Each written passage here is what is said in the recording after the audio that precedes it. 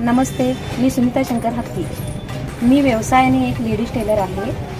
माझं शिक्षण खूपच कमी झालेलं आहे. तरी आज माझ्या हाताखाली 10 बायका कामगार म्हणून काम करतात. त्याचं मला अभिमान आहे, कारण माझ्यामुळे त्यांचं पोट भरतं. हे मी स्वतःच्या हिमतीवर उभा केला ह्याचा मला स्वार्थ अभिमान आहे. त्यामुळं मला सगळ्या महिलांना हेच सांगायचं आहे, कष्टाने मिळवून खावा.